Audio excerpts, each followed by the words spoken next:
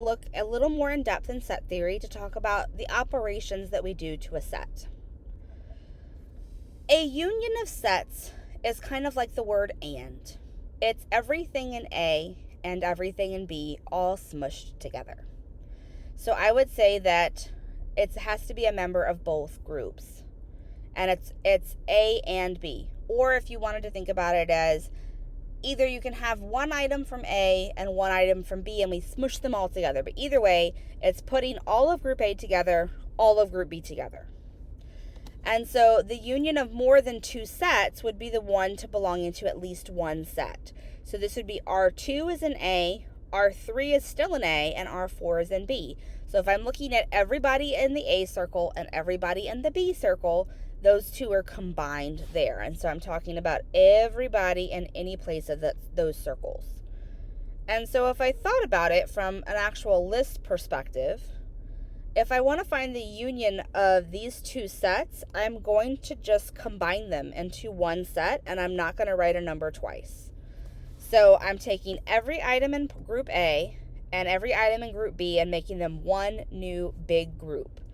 And if a number appears twice, I do not write it twice because that is a convention for sets.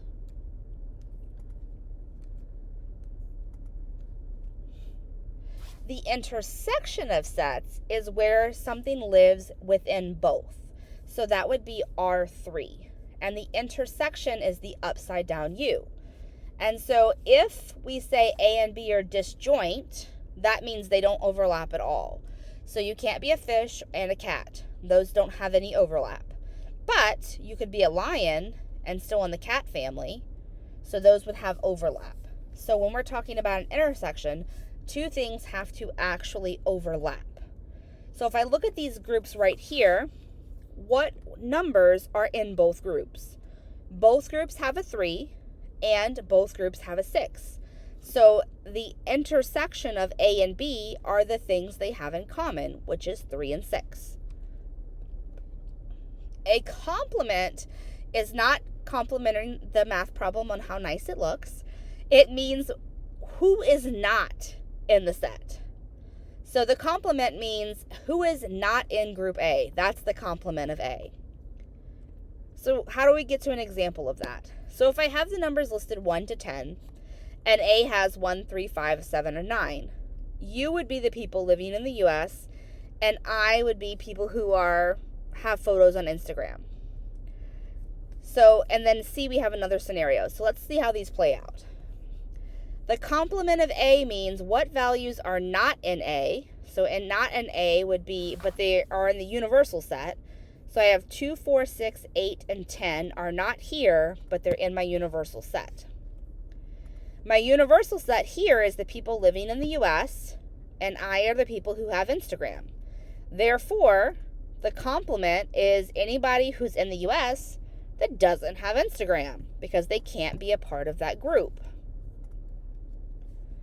And then for part C, the last part, I have a set of cards, a whole deck, and F is the face cards. So the complement of the set would be all the non-face cards. And remember, I'm not looking at the number, I'm looking at the actual items, the non-face cards.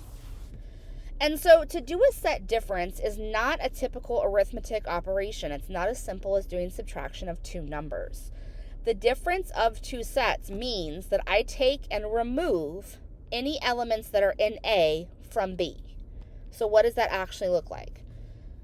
So here I want to find this set minus odd integers. So I'm going to strike all of the odd integers out from this set.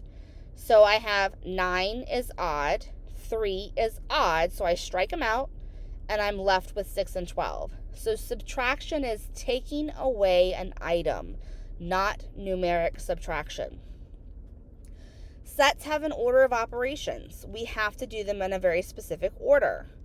If I'm doing the order of operations, I need to do first my intersections, then my complements, then a complement of an intersection, and then the complement here in the final piece. So this would be the actual order of operations to get here. So first I have to do what's in parentheses and figure out, well, what is A union B? What is that? And then what is the complement of E? And then what is the complement of E with A? And then I'm able to get to the final answer. So I have to do what's in the parentheses first. Then I have to do any exponents, like the complement at the top. Then I can worry about those middle operation pieces.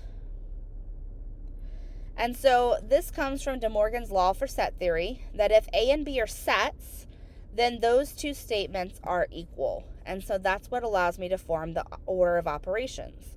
And by default then, if A and B are sets, then the number of items in both A and B would be the same as adding the cardinalities minus the duplicates. So n of A and B would be your duplicates.